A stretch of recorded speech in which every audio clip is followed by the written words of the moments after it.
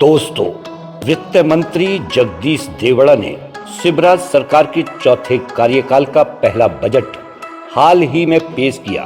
Budget भाषण का focus आत्मनिर्भर मध्य प्रदेश पर रहा। बजट में सरकार की तरफ से इंफ्रास्ट्रक्चर, शिक्षा, रोजगार पर ध्यान देने का प्रयास किया गया। वित्त मंत्री ने बताया कि सड़कें विकास की गति का पहिया होती है। इस बजट में राज्य में 2441 किलोमीटर नई सड़कें बनाने के लिए बजट का प्रावधान किया गया। इसके अलावा 65 नए पुल भी बनाए जाएंगे। बजट में पीडब्ल्यूडी के लिए 7,341 करोड़ रुपए की व्यवस्था की गई है। इसके अलावा राज्य में रेलवे क्रॉसिंग पर 105 फुट ओवर ब्रिज बनाए जाएंगे। उन्होंने कहा कि नर्मदा घाटी के विकास के लिए 2,413 करोड़ रुपए खर्च करने की योजना है। वित्त मंत्री ने बताया कि 250 आबादी वाले आदिवासी गांव को पीएम ग्राम सड़क योजना से जोड़ा जाएगा। वित्त मंत्री ने कहा कि प्रदेश में प्रधानमंत्री ग्राम सड़क योजना के साथ ही मुख्यमंत्री ग्राम सड़क योजना के तहत ग्रामीण क्षेत्रों में कुल 5,200 किलोमीटर सड़कें बनेंगी।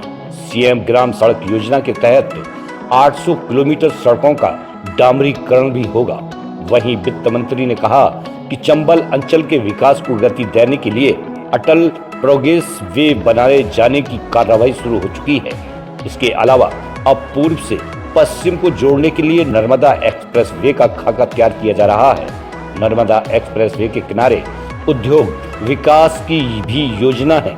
लोक निर्माण विभाग के लिए वर्ष 2020-21 का बजट 6,866 करोड़ था, जिसे 2021 और 22 के लिए 475 करोड़ बढ़ाकर 7,341 करोड़ किया गया है।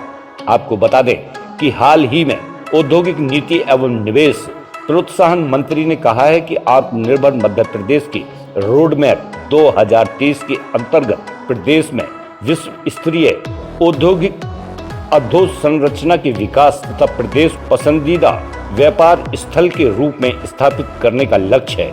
इसी दिशा में चंबल प्रोग्रेस वे और नर्मदा एक्सप्रेस वे की निकटता वाले क्षेत्रों को विश्व स्तरीय औद्योगिक कॉरिडोर के रूप में विकसित करने की योजना है। इससे प्रदेश में लगभग 1,000 करोड़ का निवेश लाया जा सकता है, जो 5 वर्षों में लगभग 20,000 प्रत्यक्ष और अप्रत्यक्ष रोजगार के अवसर पैदा करेगा। धरती गांव ने कहा है कि आत्मनिर्भर मध्य प्रदेश रोड मैप के तहत प्रत्येक जिले के लिए एक औद्योगिक पारंपरिक उपज की पहचान की जा रही है। चिन्हित उत्पादनों को बढ़ावा देने के लिए योजना तैयार की जाएंगी और उन्हें क्रियान्वित किया जाएगा।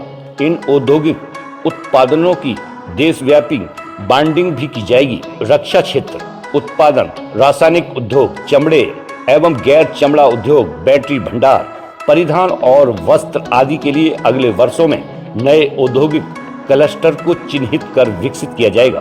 उन्होंने कहा कि औद्योगिक निवेश को आकर्षित करने के लिए सबसे महत्वपूर्ण कदम के रूप में 30 दिवस में व्यवसाय शुरू करने के लिए विभिन्न प्रक्रियाओं का सरलीकरण करना और ऑनलाइन व्यवस्था लागू करना है। इन्हीं प्रयासों के कारण राज्य व्यवसाय सुधार कार्य योजना वर्ष 2019 में मध्य प्रदेश को ईज ऑफ डूइंग बिजनेस वाले राज्य की सूची में चौथी रैंकिंग प्रदान की गई थी। तो बता दें कि इसके साथ मध्य प्रदेश, राजस्थान और उत्तर प्रदेश को जोड़ने के लिए मध्य प्रदेश में 300 किलोमीटर लंबे चंबल एक्सप्रेसवे बनाया जाएगा। यह एक्सप्रेसवे चंबल घाटी से होते हुए जाएगा। मध्य प्रदेश के जनसंपर्क विभाग के एक अधिकारी के अनुसार हाल ही में दिल्ली में राज्य के मुख्यमंत्री शिवराज सिंह चौहान और केंद्रीय भूतल एवं सड़क परिवहन मंत्री नितिन गडकरी के बीच हुई मुलाकात में 6 लेन वाले इस एक्सप्रेस वे के निर्माण का फैसला लिया गया। केंद्रीय मंत्री से मुलाकात के बाद राज्य के मुख्यमंत्री ने कहा है कि 300 किलोमीटर लंबा चंबल एक्सप्रेस वे 6 लेन में बनाया जाएगा। Expressway right of 100 metre का होगा और इसमें 2500 हेक्टेयर जमीन का अधिग्रहण किया जाएगा। इसमें से लगभग 50% जमीन सरकारी है, जिसके अधिग्रहण की जरूरत नहीं है। उन्होंने बताया कि चंबल एक्सप्रेस वे के ग्रीनफील्ड अलाइनमेंट में चंबल नदी के किनारे बीहड़ों से होकर गुजरेगा।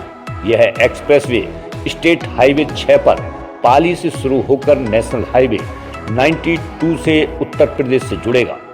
एक्सप्रेसवे मध्य प्रदेश को एक तरफ से उत्तर प्रदेश से और दूसरी तरफ से राजस्थान से जोड़ेगा। इससे मध्य प्रदेश के भिंड, मुरैना, श्योपुर और चंबल क्षेत्र को काफी फायदा होगा। केंद्रीय मंत्री से मुलाकात के दौरान मुख्यमंत्री ने 1265 किलोमीटर की प्रस्तावित 6 लेन वाले नर्मदा एक्सप्रेसवे के निर्माण पर भी चर्चा की। तो दोस्तों, ये जानकारी आपको पसंद आई होगी। आप अपना प्यार और सहयोग यूं ही बनाए रखें। धन्यवाद।